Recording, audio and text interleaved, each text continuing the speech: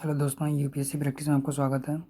आज हम लेके आए हैं यूपी पीसीएस 2023 का जो प्रीलिम्स का एग्ज़ाम हुआ था उसको सॉल्व करेंगे पूरा हम जीएस वाले पार्ट को। पेपर फर्स्ट, चलिए देख लेते हैं कितने कहाँ तक की हैं। 177 क्वेश्चन नंबर है, जे 90, 92, 113, 143, 45 और 150 यहाँ तक। इसके बाद है जीएस पेपर 2, इसको हम बाद में सॉल्व करेंगे। चलिए आज के टॉपिक को शुरू करते हैं। क्वेश्चन नंबर फर्स्ट है, क्या कह रहा है, निम्नलिखित में से कौन सा प्रावधान संविधान का भाग दिया है और सही सुमेलित नहीं है। आपको देखना है यहाँ पे क्या बोला गया है, सही सुमेलित नहीं है। तो पहला बोला संघ एवं राज्य क्षेत्र भाग 8, दूसरा अनुसूचित जाति और जनजाति क्षेत्र भाग 5, ये भी सही है और फर्स्ट वाला भी सही है। दूसरा है राजभाषा, ये भी जानते हैं कि भाग 17 में दिया है। सी वाला गलत है, यानी कि जो गलत है उसको हमें बताना था कौन सा गलत है। तो इसका राइट ऑप्शन होगा हमारा सी, यानी अधिकरण भाग 11 में नहीं है। चलिए क्वेश्चन नंबर अगला चलते हैं। क्वेश्चन नंबर 2, सूची 1 और सूची 2 को सुमेलित कीजिए तथा सूचियों के नीचे दिए गए कोड का सही उत्तर चुनिए। अनुच्छेद दिए गए हैं और उसके नीचे क्या दिया है, उसके आयोग दिए गए हैं, तो उसमें हमें सही चुनना है। अनुच्छेद 324, 315 और 280, अगला है 338। तो आप मिलान कर लीजिए कौन कौन सा होगा। आप जानते हैं कि 280 कहाँ पे किसके लिए होता है, वित्त आयोग के लिए होता है, यानी कि सी का क्या होना चाहिए, सी का 2 होना चाहिए। तो सी का 2 किस में दिया हुआ है, देख सकते हैं सी का 2 केवल इस वाले में दिया हुआ है, इसका मतलब इसका राइट ऑप्शन हमारा बी होगा। चलिए देख लेते हैं, यानी कि ए का 4, ए का 4 का मतलब है 324 किसके लिए होगा, निर्वाचन आयोग के लिए। और बी का 3, बी का 3 का मतलब है 315 किसके लिए होगा, लोक सेवा आयोग के लिए। और 280 किसके लिए था, वित्त आयोग के लिए। 238 किसके लिए था, आप जानते हैं अनुसूचित जाति और जनजाति आयोग के लिए। चलिए अगला क्वेश्चन चलते हैं। क्वेश्चन नंबर 3, निम्नलिखित घटनाओं पर विचार कीजिए तथा इन्हें सही कालानुक्रम में व्यवस्थित कीजिए। सबसे पहले से लेकर आखिरी गतिविधि तक, यानी कि पहले से आखिरी तक हमें क्या करना है, कालानुक्रम में व्यवस्थित करना है। चलिए देखते हैं कौन सा इसका राइट ऑप्शन होगा। तीसरे का हमारा राइट ऑप्शन है डी, इसको हम डायरेक्ट देख लेते हैं सीधे, फैक्चुअल क्वेश्चन है, यानी कि चौथा पहले आएगा। कौन सा, संविधान सभा की प्रथम बैठक पहले हुई थी, उसके बाद में प्रारूप समिति की नियुक्ति हुई और फिर भारतीय संविधान को अंगीकृत और अधिनियमित किया गया था। आप जानते हैं कब, 1949 को, 26 नवंबर सन 1949 को। और सबसे लास्ट में क्या हुआ है, भारतीय संविधान का प्रवृत्त होने की तिथि, और कब हुआ था, 26 जनवरी सन 1950 को हमारा संविधान क्या था, प्रवृत्त हुआ था। उसके आगे चलते हैं। चलिए क्वेश्चन नंबर 3 का राइट ऑप्शन होगा डी। चलिए क्वेश्चन नंबर 4 पे चलते हैं। नीचे दिए कथन तथा जिनमें से कौन सा अभिकथन ए और दूसरा कारण सी, कारण आर कहा गया है, तो क्या है उसमें कौन सा मतलब सही व्याख्या उसकी करता है, बोल रहा है। चलिए कथन देख लेते हैं क्या है। पहला बोल रहा है, किसी राज्य की सीमा बदलने की सिफारिश राष्ट्रपति संसद को देता है और इसके लिए राष्ट्रपति संबंधित राज्य के विधानमंडल द्वारा उस प्रस्ताव पर विचार एक खास अवधि के भीतर प्राप्त करते हैं और जिसका कारण दिया, राष्ट्रपति को उस राज्य विधानमंडल का प्रस्ताव मानना अनिवार्य नहीं है। तो चौथे का हमारा राइट ऑप्शन हो जाएगा क्या है, यानी कि दोनों बातें सही हैं पर दोनों एक दूसरे की क्या है, व्याख्या नहीं कर रहे हैं। तो इसका राइट ऑप्शन होगा हमारा सी का बी। चलिए आगे चलते हैं। एक बात पहले बता देते हैं, इसका हम ऑप्शन को है, आंसर को जो है ऑफिशियल आंसर की से मिलाते हुए चल रहे हैं, तो इसमें मिस्टेक होने की गुंजाइश बहुत ही कम है। फिर भी आप अगर कोई गलती लगे तो आप कमेंट कर सकते हैं कमेंट बॉक्स में कमेंट कर सकते हैं। चलिए क्वेश्चन नंबर 5 देखते हैं। भारत के उपराष्ट्रपति का निर्वाचन, जिसे सर्वोच्च न्यायालय द्वारा शून्य घोषित किया गया है, के संदर्भ में कौन सा कथन सही है, यानी कि उपराष्ट्रपति के निर्वाचन में सर्वोच्च न्यायालय ने अगर शून्य घोषित कर दिया तो क्या सही है। उपराष्ट्रपति के रूप में इस कार्य की घोषणा से पूर्व उसके द्वारा किए गए कार्यविधि मान्य होंगे, बिल्कुल सही है। उपराष्ट्रपति के रूप में इस प्रकार की घोषणा होने के दिन उसके द्वारा किए गए कार्यविधि मान्य नहीं होंगे। तो देख सकते हैं आप, दोनों ही क्वेश्चन एक दूसरे के अपोजिट बात है, तो दूसरा बिल्कुल गलत है, यानी कि पाँचवें का राइट ऑप्शन होगा हमारा, पाँचवें का राइट ऑप्शन होगा ए, क्योंकि पहला और दूसरा एक दूसरे का बिल्कुल अपोजिट, यानी कि फर्स्ट सही है तो सेकंड वाला गलत है। चलिए आगे चलते हैं। क्वेश्चन नंबर 6, लोकसभा की प्रथम महिला स्पीकर कौन थी? यानी कि लोकसभा की पहली महिला स्पीकर कौन थी? तो इसका राइट ऑप्शन होगा, सीधे हम देख लेते हैं, मीरा कुमार। मीरा कुमार कौन है? प्रथम स्पीकर हैं, महिला स्पीकर। प्रतिभा पाटिल, उर्मिला सिंह और सुषमा स्वराज नहीं है। चलिए क्वेश्चन नंबर 7 पे चलते हैं। निम्नलिखित युग्मों में से कौन सा युग्म क्या है? सुमेलित नहीं है। आपको यहाँ पे ध्यान रखना है, सुमेलित नहीं बोला है या सुमेलित की बात बोला है। बोल रहा है तीसरी अनुसूची क्या शपथ एवं प्रतिज्ञान के रूप में है, तो बिल्कुल सही है। 8वीं अनुसूची किसके लिए है? भाषाओं के लिए, जे भी सही है, यानी कि ए और बी दोनों सही है। प्रश्न में पूछा क्या? सही नहीं है। 9वीं अनुसूची राज्यसभा में स्थानों का आवंटन, तो बिल्कुल गलत है। ये किसके लिए होती है? 4 होता है इसमें। और 9वीं किससे है? भूमि सुधार से संबंधित है। और राज्यसभा किसके लिए है? 4 के लिए है। तो इसका राइट ऑप्शन होगा हमारा सी। 10वीं आप जानते हैं किससे? दल बदल से है। चलिए चलते हैं क्वेश्चन नंबर 7 के बाद में 8th पे। 8th है, भारतीय संविधान के प्रारंभ में किस अवधि के लिए सभी सरकारी उद्देश्य हेतु अंग्रेजी भाषा का उपयोग के लिए अनुमति दी गई? यानी कि प्रारंभ में कितने वर्षों के लिए अंग्रेजी भाषा के उपयोग की अनुमति दी गई थी? तो आप जानते हैं कितना है? 15 वर्ष, यानी कि राइट ऑप्शन होगा 8 का सी। चलिए आगे चलते हैं। नीचे दिए गए कथन और कारण देना है, कौन सा सही है, सही व्याख्या करता है क्या है? राष्ट्रपति संसद का भाग है, तो बिल्कुल सही है, भाग है।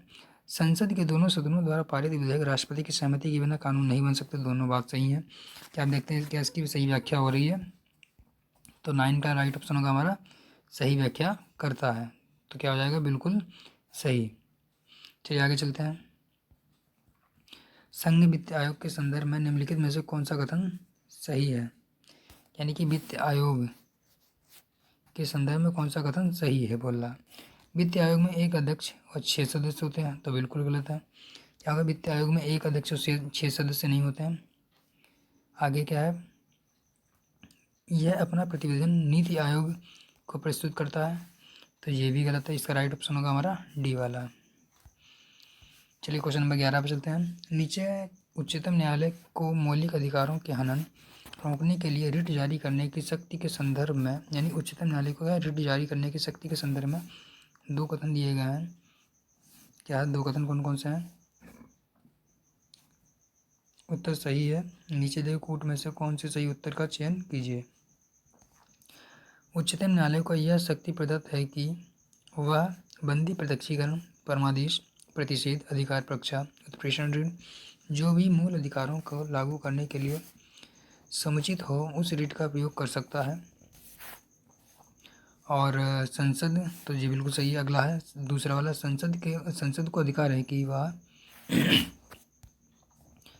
कि कानून बनाकर किसी अन्य न्यायालय को अपनी आधिकारिक स्थानीय सीमा के भीतर उच्चतम न्यायालय की दी गई इन शक्तियों का प्रयोग कर सकता है, तो ये भी सही है। संसद को अधिकार है कि वह कानून बनाकर किसी भी अन्य न्यायालय को अपने आधिकारिक स्थानीय सीमा के भीतर क्या है उच्चतम न्यायालय की दी गई इन शक्तियों का प्रयोग कर सकता है, तो इसका राइट ऑप्शन होगा यानी 11 का ए, यानी दोनों कथन सही हैं। चलिए क्वेश्चन नंबर 12 पे चलते हैं। महान्यायवादी के बारे में बोला है। भारत के महान्यायवादी के संदर्भ में निम्नलिखित कथनों में से कौन सा सही है? महान्यायवादी के पद पर ऐसे व्यक्तियों की नियुक्ति होगी जो उच्चतम न्यायालय का न्यायाधीश नियुक्त होने के लिए हारे हो, तो बिल्कुल सही है। महान्यायवादी को उनके पद से उसी प्रक्रिया से हटाया जा सकता है जिससे कि उच्चतम न्यायालय के न्यायाधीश को, तो बिल्कुल गलत है। महान्यायवादी का था राष्ट्रपति के प्रसाद पर्यंत होता है, बिल्कुल, तो सेकंड वाला गलत है। और 12वें का ए, यानी कि 1, केवल 1 सही है। चलिए चलते हैं क्वेश्चन नंबर 13 पे। भारत का एक राज्य में विधान परिषद के गठन के संदर्भ में कौन सा कथन सही है? विधान परिषद को गठन करना हो तो क्या करना होगा हमें? एक विधान परिषद में उस राज्य की विधानसभा की कुल सदस्यों की संख्या 1/3 से अधिक नहीं हो सकती, तो बिल्कुल सही है। और अगला है 1/3 से अधिक नहीं हो सकती, और दूसरा है एक राज्य की विधान परिषद में कम से कम 40 सदस्य होना आवश्यक है, तो बिल्कुल सही है। यानी कि न्यूनतम 40 तो होने ही चाहिए, और 1/3 या 40 सदस्य, तो इसका राइट ऑप्शन होगा हमारा सी, यानी कि 13 का राइट ऑप्शन है सी। चलिए आगे चलते हैं क्वेश्चन नंबर 14 पे। संसद में उत्तर प्रदेश के प्रतिनिधित्व के संदर्भ में निम्नलिखित में से कौन सा सही है? राज्यसभा के लिए उत्तर प्रदेश 31 सीटें आवंटित हैं, बिल्कुल सही है। लोकसभा के लिए 80 सीटें निर्वाचित हैं, ये भी सही है, यानी कि 14 का राइट ऑप्शन हो जाएगा हमारा सी। चलिए क्वेश्चन नंबर 15 पे चलते हैं। संसद के सचिवालय में पदों के संदर्भ में निम्न में से कौन सा कथन सही है? संसद के प्रत्येक सदन के सचिवालय के लिए सम्मिलित पदों को सृजित किया जा सकता है, यानी कि संसद के प्रत्येक सदन के सचिवालय के लिए सम्मिलित पदों को सृजित किया जा सकता है, बिल्कुल सही, सृजित किया जा सकता है। संसद के बाद यह अधिकार क्षेत्र है। अगला है, संसद को अपने किसी भी सदन के संचालयी स्टाफ की सेवा शर्तों को विनियमित करने के अधिकार है, तो ये भी सही है, तो राइट होगा सी, यानी कि 15 का सी। चलिए चलते हैं क्वेश्चन नंबर 16 पर। निम्नलिखित में से कौन सा ग्राम सभा बोल रहा का कौन सा सत्य नहीं, ग्राम सभा के बारे में कौन सा सत्य नहीं है? इसके कार्य और शक्तियाँ ग्राम स्तर पर उसी प्रकार होती हैं जैसे कि राज्य व्यवस्था का राज्य स्तर पर होती है, तो सही है। अगला, इसकी शक्तियों का निर्धारण केंद्र सरकार के द्वारा होता है।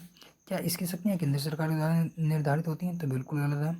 इसकी शक्तियाँ किसके द्वारा निर्धारित होती हैं? राज्य सरकार के द्वारा, यानी कि राइट ऑप्शन होगा हमारा बी वाला। आगे दिया है, यह एक ग्राम स्तर की सभा है जिसमें पंचायत के क्षेत्र के सभी पंजीकृत मतदाता सम्मिलित होते हैं, तो बिल्कुल सही है, तो यानी कि इसका राइट ऑप्शन क्या होगा हमारा बी वाला, जो गलत है। अगला है, पंचायतों के समस्त चुनाव का संचालन करता है, कौन संचालन करता है? तो 17 का हो जाएगा हमारा, पंचायतों के लिए क्या राज्य निर्वाचन आयोग होता है, तो 17 का बी। आगे, पंचायती राज पर अशोक मेहता समिति का प्रतिवेदन 1977 की मुख्य सिफारिश के संदर्भ में कौन सा कथन सही है? पंचायती राज की 3 स्तरीय व्यवस्था के स्थान पर द्विस्तरीय व्यवस्था होनी चाहिए, तो हाँ, अशोक मेहता ने ऐसा सुझाव दिया था, सही है, द्विस्तरीय व्यवस्था का सुझाव दिया था। अगला है, राज्य स्तर के नीचे पर्यवेक्षण हेतु खंड को विकेंद्रीकृत का प्रथम बिंदु माना जाए, तो खंड स्तर पर बिल्कुल ही गलत है, तो इसका राइट ऑप्शन होगा हमारा ए, यानी कि केवल एक सही, 18 का ए। चलिए चलते हैं क्वेश्चन नंबर 19 पे।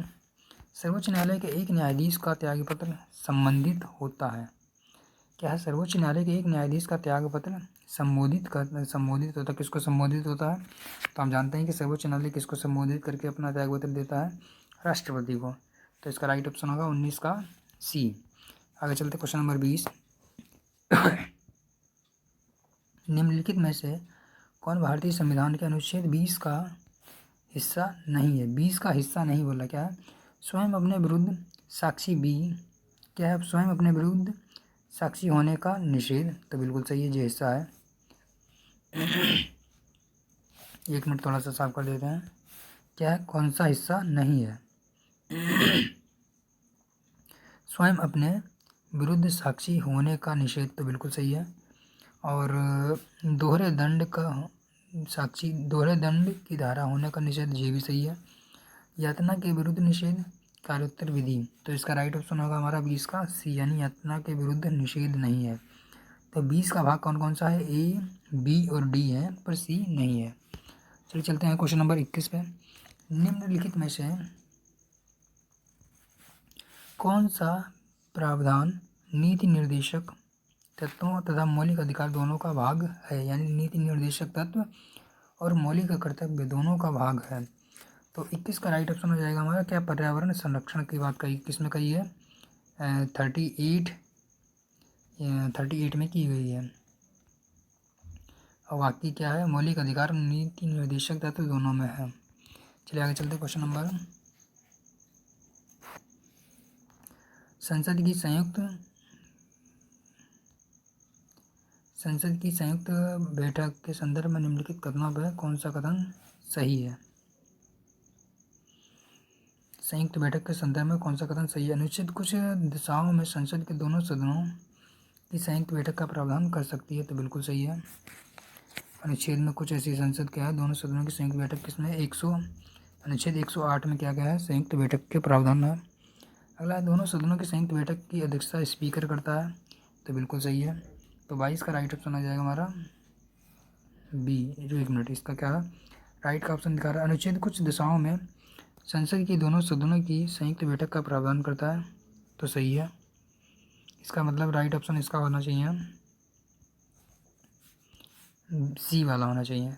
अनुच्छेद कुछ दशाओं में संसद की दोनों सदनों की संयुक्त बैठक का प्रावधान करती है।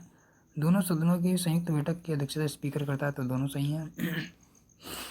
इसका यानी कि 22 का सी होना चाहिए था वैसे, लेकिन बी दिखा रहा है। एक बार चेक कर लीजिएगा इसको। प्राचीन काल के भारत पर आक्रमण के संदर्भ में निम्नलिखित में से कौन सा सही कालानुक्रम है, यानी कि भारत पर जो आक्रमण हुआ था उसका सही कालानुक्रम कौन सा है। तो आप जानते हैं हिंदी, यूनानी, शक, पहलव और कुषाण होता है, तो क्या हो जाएगा 23 का हमारा राइट ऑप्शन हो जाएगा ए वाला, यानी कि यूनानी, शक, उसके बाद आता है पहलव, फिर कुषाण, तो राइट ऑप्शन होगा हमारा ए। चलिए चलते हैं क्वेश्चन नंबर 24 पे। मिलिंद पन्हाओ राजा मिलिंद तथा एक वैद्य क्या है बौद्ध भिक्षु, राजा मिलिंद तथा एक बौद्ध भिक्षु के मध्य संवाद के रूप में है वह भिक्षु थे, कौन थे, क्या है नागार्जुन, नागभट्ट, नागसेन या कुमारिल भट्ट। तो 24 का हो जाएगा हमारा क्या नागसेन के बारे में जो बौद्ध भिक्षुक थे वो कौन थे, नागसेन थे। चरक संहिता कितने अध्याय और खंडों में विभाजित है। तो चरक संहिता कितने में है 120 अध्याय और 8 खंडों में विभाजित है। चलिए चलते हैं क्वेश्चन नंबर 26 पे। वैदिक कालीन प्रशासन में भागदूत कौन अधिकारी था। तो आप जानते हैं भागदूत किसके लिए था, जुआ विभाग एवं प्रधान अधिकारी तो बिल्कुल होते हैं, समाचार पहुंचाने वाला भी नहीं था, जंगलों का प्रधान अधिकारी भी नहीं था, तो क्या था राजस्व का जमा करने वाला अधिकारी, यानी 26 का राइट ऑप्शन होगा हमारा डी। सूची 1 और 2 को सम्मिलित करने वाला आगे फिर से 27 का हम देख सकते हैं क्या है, इसका सीधे देख लेते हैं, राइट ऑप्शन हमारा ए है। ए का मतलब है ए का 3 यानी कि नेवासा कहाँ पे है, महाराष्ट्र में है, और बी का 4 यानी कि ईसमपुर कहाँ पे है, कर्नाटक में है।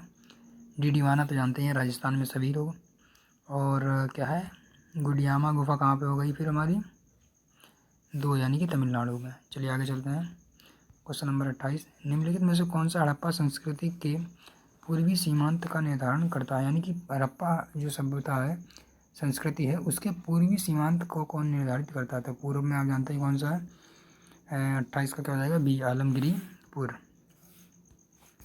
चलिए चलते हैं क्वेश्चन नंबर 29 में क्या कहा गया है, पुराणों के संदर्भ में निम्नलिखित कथनों में से कौन सा सही है। विष्णु पुराण से मौर्य वंश की जानकारी मिलती है, वायु पुराण गुप्त वंश की शासन व्यवस्था का प्रकाश डालता है। तो 29 का क्या हमारा राइट ऑप्शन आ जाएगा सी, यानी कि दोनों राइट क्वेश्चन राइट है। निम्नलिखित में से कौन सा युग्म दर्शन और प्रचारक बोल रहा है सही सम्मिलित है। वैशासिक के आप जानते हैं कौन है, करुणालय, न्याय के कौन है, गौतम। तो 30 का हमारा राइट ऑप्शन हो जाएगा सी, बाकी मीमांसा के ये दोनों गलत हैं। चलिए चलते हैं अगला क्वेश्चन नंबर 31। क्वेश्चन नंबर 31 में क्या कहा गया, हिस्ट्री का क्वेश्चन है ये हमारा। क्या बोल रहा है, कैप्टन हॉकिंस के संदर्भ में निम्नलिखित में से कौन सा कथन सही है, यानी कि सही वाला बोला है। क्या है 1611 में जेम्स प्रथम के द्वारा के दूत के रूप में भारत आया था। अगला बोल रहा है वह तुर्की भाषा का बहुत अच्छा ज्ञाता था क्या। तो इसका राइट ऑप्शन होगा दोनों ही गलत है, यानी कि ना ही वह तुर्की का अच्छा ज्ञाता था और ना ही वह जेम्स प्रथम के साथ भारत में आया 1611 में आया था। अगला खेती क्या है, खरीदादार कौन थे। तो खरीदादार कौन थे हमारे, फरगानों के भेजने वाला अधिकारी को क्या कहते थे, फरीदादार कहते थे। अब फिर से मिलान वाला है, सूची 1 और 2 को मिलान करना है। मिरात सिकंदरी कहाँ जाएगा, 33 का हमारा राइट मिला है ए, यानी 33 का भी ए है। तो यानी कि ए का 4 का मतलब है मिरात सिकंदरी किसके लिए, गुजरात विजय के लिए क्या है मिरात सिकंदरी। उसके बाद में बी का 2 का मतलब है बुरहान मशीन कहाँ जाएगा, बहमनी अहमदनगर का इतिहास। और सी का एक मतलब है बंगाल का इतिहास क्या है, रियाज उल सलातीज। और आखिरी बचा है क्या है सी का डी, यानी कि डी का 3 रियाज उल इंसा कहाँ जाएगा, महमूद गाँव के पत्र संग्रह में। चलिए आगे चलते हैं क्वेश्चन नंबर 34। निम्नलिखित में से कौन सा सही सम्मिलित नहीं है, क्या है इल्तुतमिश रजिया का पिता। अगला है शाह तुर्कान, ये इल्तुतमिश की पत्नी, तो ये भी सही है, और ए और बी दोनों सही हैं। हमीदा बानो बेगम क्या है, अलाउद्दीन खिलजी की पत्नी, तो बिल्कुल गलत है, यानी कि राइट ऑप्शन होगा हमारा सी। गुलबदन बेगम किसकी, बाबर की पुत्री थी। 34 का राइट होगा हमारा सी। आगे चलते क्वेश्चन नंबर 35। निम्नलिखित पेशवाओं के शासनकाल का कालानुक्रम में फिर से व्यवस्थित करना। हिस्ट्री में ज़्यादातर क्या आते हैं, मैच करने वाले आते हैं या फिर कालानुक्रम में व्यवस्थित करने के लिए आता है। तो 35 का हम देख लेते हैं सीधे। इसका राइट ऑप्शन हमें दिया गया है डी वाला, यानी कि 1 2 4 फिर 3। पहले 1 फिर 2 4 फिर 3। चलिए चलते हैं क्वेश्चन नंबर 36। निम्नलिखित में से कौन से कश्मीर के किस शासक ने जजिया और गौहत्या को समाप्त किया था, यानी कि कौन सा कश्मीर के निम्नलिखित में से कश्मीर के किस शासक ने क्या है जजिया और गौहत्या को समाप्त कर दिया था। तो किसने किया था, ज़ैनुल अबीदीन। ज़ैनुल अबीदीन ने क्या कहा था, जजिया और गौहत्या को समाप्त कर दिया था। क्वेश्चन नंबर 37 पे चलते हैं। निम्नलिखित में से कौन फिरोज तुगलक के नागरकोट अभियान के दौरान 300 संस्कृत पुस्तकों का अनुवाद किया था। तो किसने किया था 300 संस्कृत पुस्तकों का अनुवाद, तो अजीजुद्दीन खान ने। चले चलते हैं क्वेश्चन नंबर 37 की बाद में 38 पे। 38 बोल रहा है संगीत की टप्पा शैली निम्नलिखित में से किस मुगल सम्राट के दरबार में परिष्कृत एवं विकसित हुई थी। तो टप्पा क्या है, एक शैली है, ये कब हुई थी, मोहम्मद शाह के शासनकाल में हुई थी। 38 का हो जाएगा हमारा राइट ऑप्शन डी।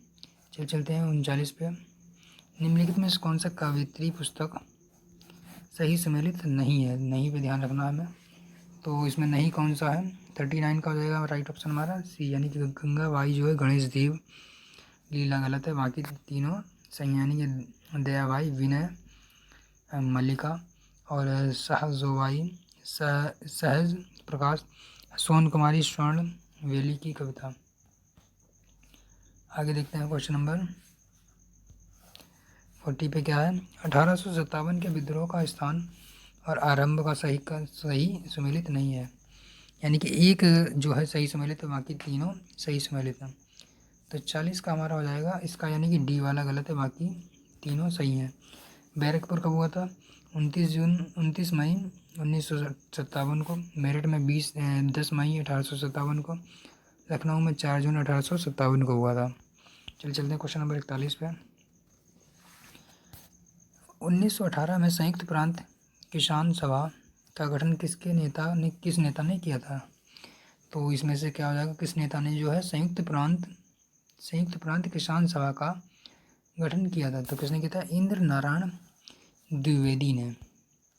अगला है 42, क्वेश्चन नंबर 42 का, निम्नलिखित में से कौन सा संगठन दिल्ली में वायसराय लॉर्ड हार्डिंग पर बम फेंकने के लिए उत्तरदायी था, यानी कि कौन सा संगठन जो है हार्डिंग पर बम फेंकने के लिए उत्तरदायी था। तो 42 का राइट ऑप्शन हमारा सी, यानी अनुशीलन समिति जो थी उसने हार्डिंग पर क्या फेंका था, बम फेंका था। क्वेश्चन नंबर 43 देखते हैं। निम्नलिखित में से किस अधिनियम के द्वारा 120 सदस्यों वाले चैम्बर्स ऑफ प्रिंसेस की व्यवस्था की गई थी, यानी कि किस अधिनियम के द्वारा चैम्बर्स ऑफ प्रिंसेस की व्यवस्था की गई थी। तो किसके द्वारा, 1919 के द्वारा चैम्बर्स ऑफ प्रिंसेस की स्थापना की गई थी, यानी कि व्यवस्था की गई थी। 43 का डी हो जाएगा। 44 का देखते हैं। E.V.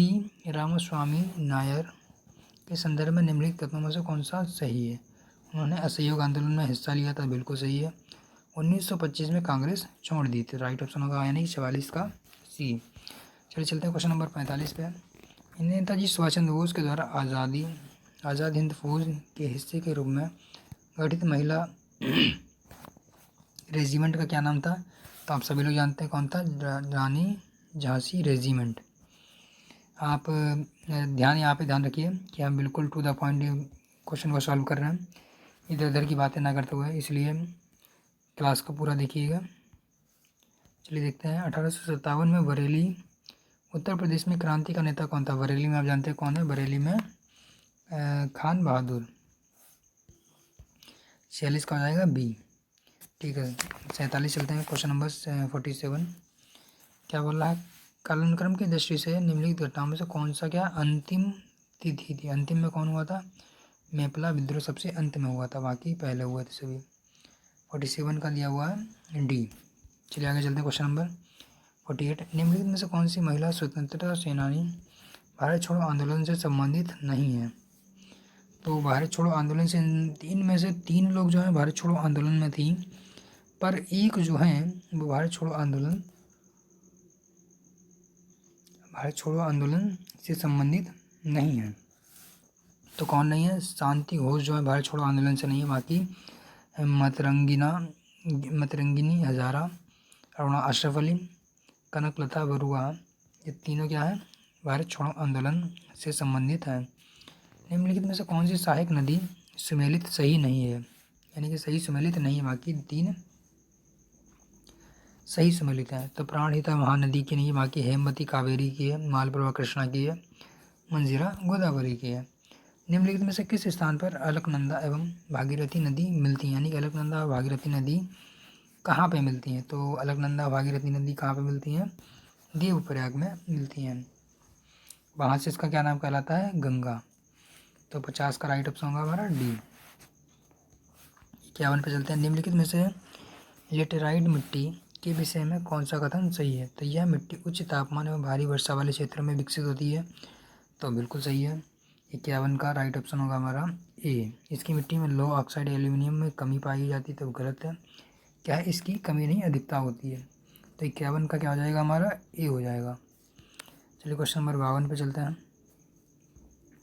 52 परावैंगनी किरणों को अवशोषित करने वाली ओजोन परत किस वायुमंडल में पाई जाती है? तो ये तो बहुत आसान क्वेश्चन है, आप सभी जानते हैं किसमें पाई जाती है हमारी। 52 का हो जाएगा समताप मंडल। यानी कि समताप मंडल में क्या है? ओजोन गैस पाई जाती है, जो क्या करती है? परावैंगनी किरणों को हमने अवशोषित करती है। हानिकारक परावैंगनी किरणें जो होती हैं, अल्ट्रावायलेट किरणें, उनको अवशोषित करती है। चलिए क्वेश्चन नंबर 52 का कितना हो गया? सी। अब चलते हैं क्वेश्चन नंबर 53। फिर से क्या है? सूची मिलान करना है। 53 का क्या दिया हुआ है? 53 का भी राइट ऑप्शन होगा हमारा ए। यानी कि यमुना किसकी है? यमुनोत्री से निकलती है।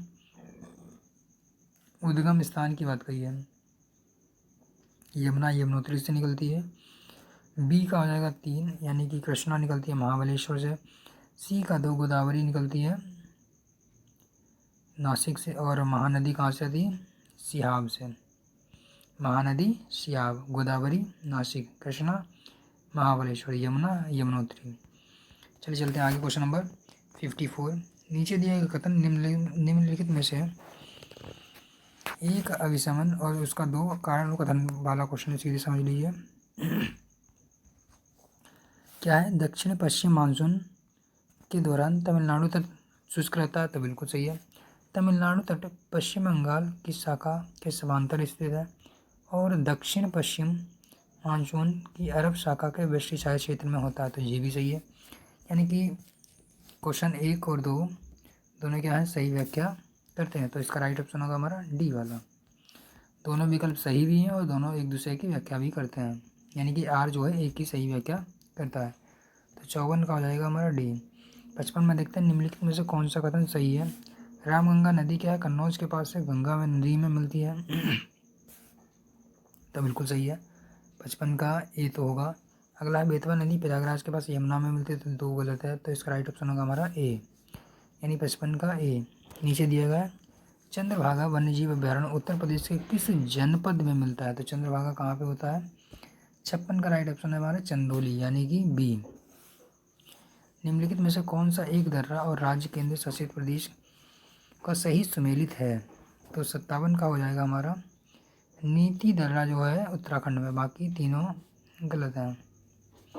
मानाला भी उत्तराखंड में है, दीपू दर्रा जो है अरुणाचल प्रदेश में है, और नीति दर्रा कहाँ पे? उत्तराखंड में, तो जे यानी कि सी वाला सही है, 57 का सी। चलिए चलते हैं क्वेश्चन नंबर 58 पे। शिवाना क्या है? शिवाना समुद्र एवं कल्पक्कम क्रमशः किसके लिए महत्वपूर्ण है? तो किसके लिए महत्वपूर्ण है? 58 का हो जाएगा जल शक्ति एवं नवीकरणीय ऊर्जा, यानी कि ए, 58 का ए। चलिए क्वेश्चन नंबर 60 पे चलते हैं, नहीं 59 पे चलते हैं। उत्तर प्रदेश निम्नलिखित में से किस राज्य, उत्तर प्रदेश के संदर्भ में निम्नलिखित कथनों पर विचार करना है। उत्तर प्रदेश की कुल भौगोलिक क्षेत्र का लगभग 12.8% वन है क्या? अगला है जैनपुर, गाजीपुर, बलिया जिले में कोई वन भूमि नहीं है। तो क्या ऐसा हो सकता है कि कोई भी वन भूमि ना हो? तो 58 का राइट ऑप्शन होगा हमारा, 59 का राइट ऑप्शन है बी, यानी कि दोनों बात सही वाला। इस फैक्ट को थोड़ा सा ध्यान रखिएगा। जो यूपीएससी की यूपीपीसीएस की जो ऑफिशियल आंसर की उसमें इसका राइट ऑप्शन बी दिया गया है, 59 का बी। आगे चलते हैं क्वेश्चन नंबर 60 में बोला निम्नलिखित में से कौन सा बंदरगाह देश का सही सम्मिलित नहीं है? तो क्या है, इगारका जो है चीन में नहीं है, बाकी रॉटरडैम कहाँ पे, नीदरलैंड में, रॉटरडैम नीदरलैंड में, मॉन्टेविडियो उरुग्वे में, जकार्ता इंडोनेशिया में। चलते हैं क्वेश्चन नंबर 61 पे।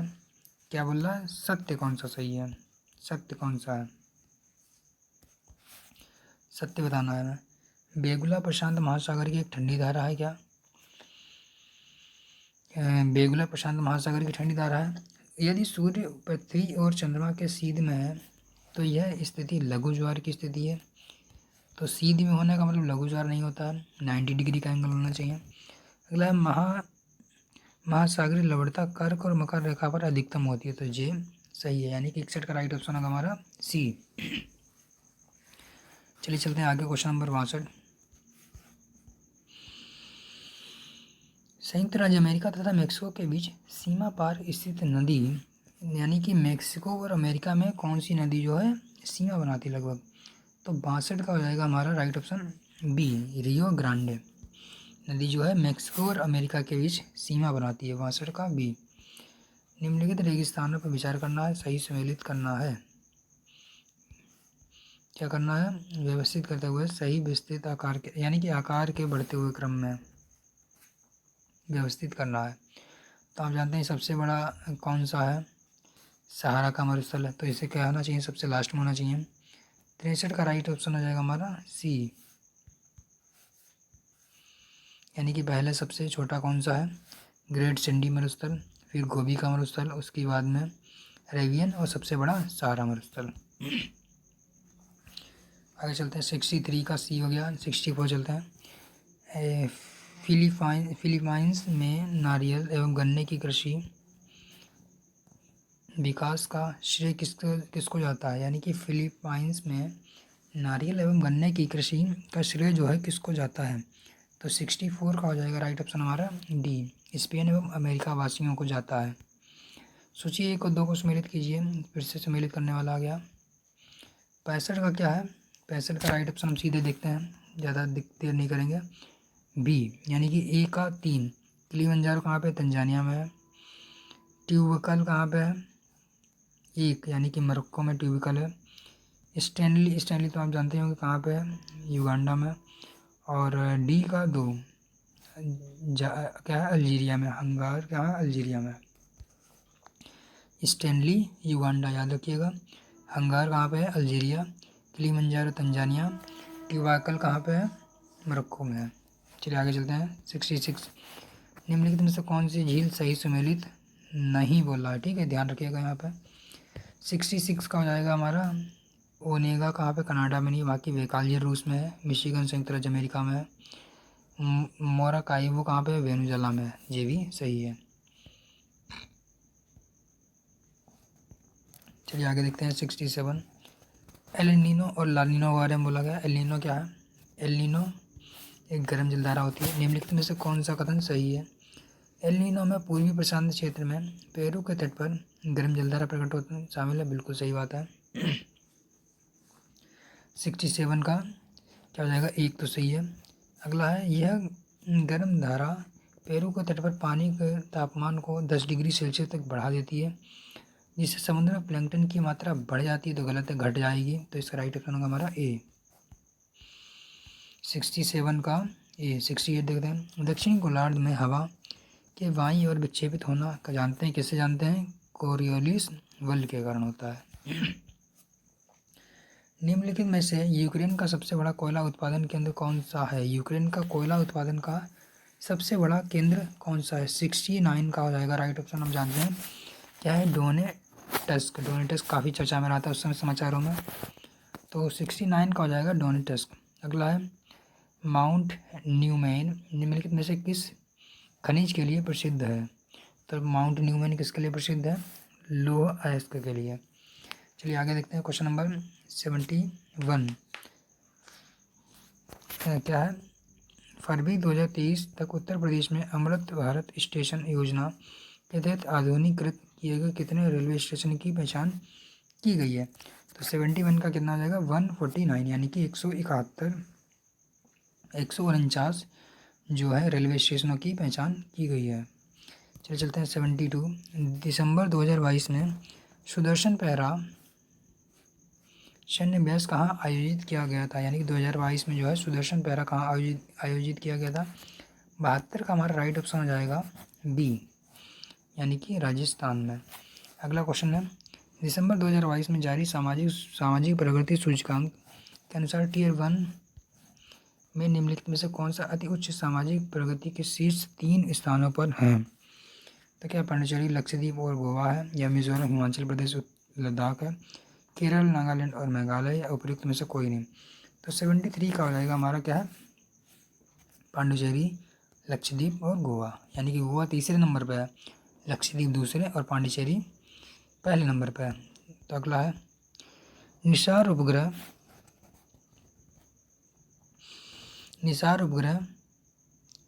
निम्नलिखित में से किन संगठनों के द्वारा संयुक्त रूप से विकसित किया गया? तो आप नाम से ही जान सकते हैं निसार किसे, नासा और इसरो का मिलन जुला है।